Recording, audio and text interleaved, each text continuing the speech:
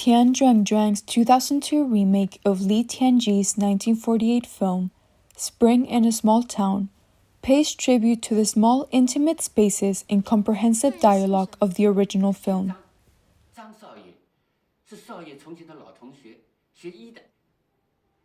Springtime in a Small Town's mise-en-scène shows Tian's usual attention to detail and overarching goal to capture beautiful scenes in film.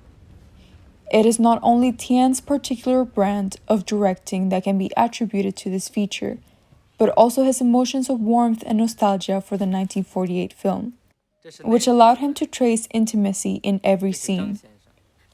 Thus, the set and costume design for Springtime in a Small Town came to be, one that perfectly divulges the inner lives of our main cast as they undertake rich emotional journeys.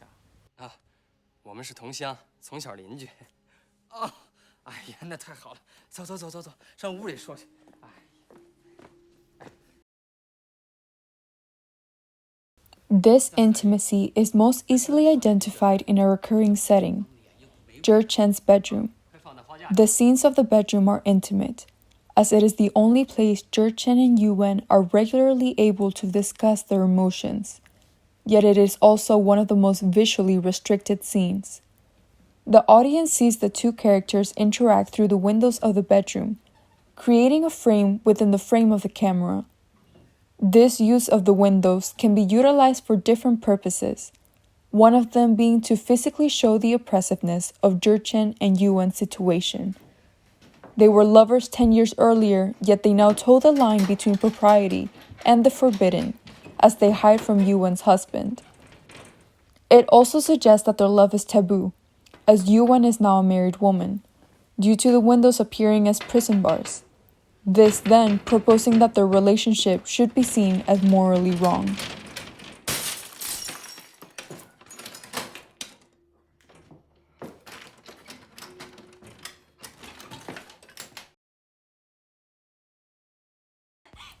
This exploration of their love can also be seen through the lighting of the birthday dinner.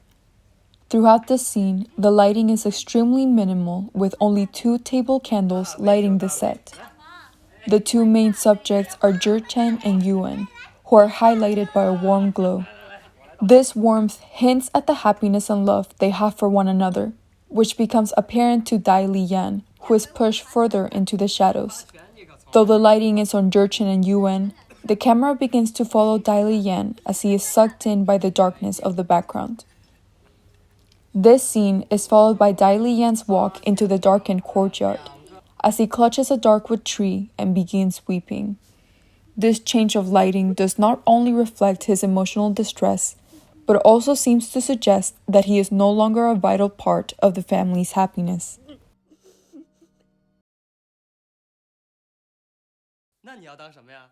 Lighting is also a vital part of detailing the oppressiveness versus the openness of the characters.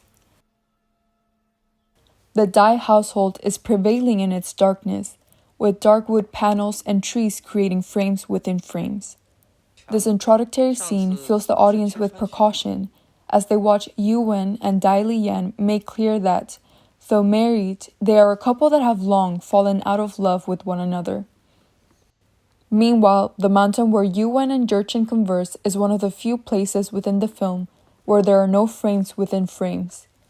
This suggests the characters feel a certain degree of freedom, as they are able to speak freely about their intentions and feelings for one another. Costume design is also important to note in these scenes. While Yuan and Jurchen are clothed in airy and light-colored clothes, suggesting a togetherness in their coordination and a liberty in their colors, Yuan and Dai Liyan are shown in contrasting outfits. She wears a loose-fitting, light-colored qipao, while he wears a structured, dark-colored changshan. This contrast shows their true inner characters. Though Yuan lives with Dai Liyan, her inner life wishes to be as free as her clothing, while Dai Liyan oppresses her with their marriage, a traditional pillar of society.